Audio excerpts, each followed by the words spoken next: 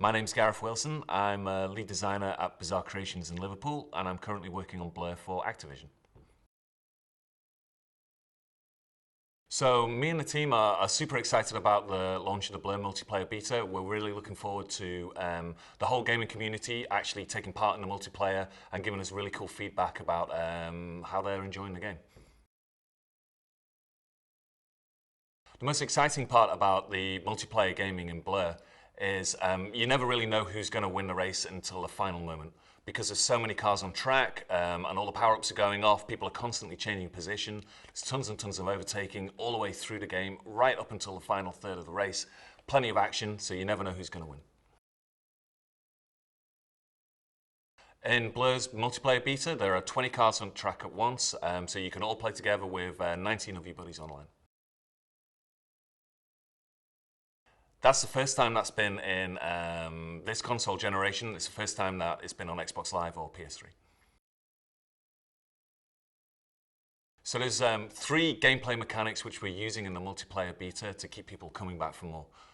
Firstly, there's the power-ups. All of the power-ups can be used in a wide variety of strategic ways. When you first start playing the game, you'll learn the basic rules of how the power-ups work, but each of them have got alternate fire. They've got different strategies, different ways of working. Then we've also got mods, which are upgrades which you unlock when you rank up. They're really powerful upgrades to your power-ups, to your cars, and they can all be used in completely different strategic situations. Then finally, we've got a very wide variety of cars.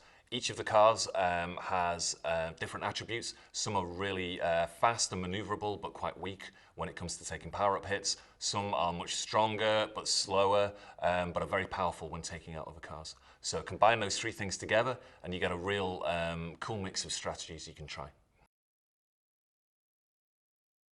The way you unlock things in the multiplayer beta is by earning fans. Fans are awarded to you by doing cool things on track, like taking cars out, overtaking people, doing cool drifts, and also, depending on what position you come in the race, you'll get bonus fans at the end of the race. Earn enough fans and you'll rank up. Every time you rank up, you unlock new cool stuff like mods, extra cars, all sorts of things which will just enhance your play experience. The multiplayer beta is a small portion of the full online experience, which will be available when the full game comes out. In the beta, you can rank up to rank 15, and there's a small selection of playlists that are available. In the full game, we've got a broad selection of multiplayer game modes to choose from. In the multiplayer beta, we've got a small selection of cars. In each of the vehicle classes, there'll be 3 or 4 cars available to you. In the final game, there are 15 cars in each of the 4 car classes. In the multiplayer beta, we've got Twitter integration built directly into the game. Now, what's cool about this is it's not the sort of thing where you can just spam your Twitter account with meaningless tweets. You basically decide what you want to share when you want to. On any screen in the game which has got stats about how well you're doing, any cars you've unlocked and stuff like that, you basically press the share button. It brings up a list of things that you can tweet about, and we automatically create a Twitter message for you, which you can then go and edit if you want to, and then you can send it out so all your buddies can see how well you're doing in the game.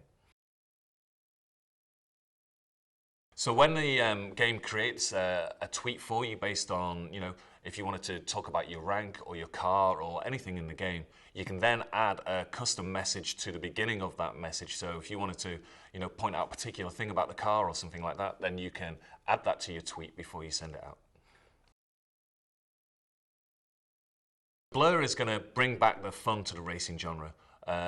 We feel that although the racing genre has produced some very technically stunning games, it's serving a smaller and smaller niche in the gaming community. It's very technically impressive, but it's turning off quite a lot of gamers that don't find modern day racing games as much fun as they used to be. So by adding all these cool power-ups, mods and upgrades and unlocks, we think we're going to bring the fun back to racing games and maybe turn some people on to racing who haven't bought racing games for a while.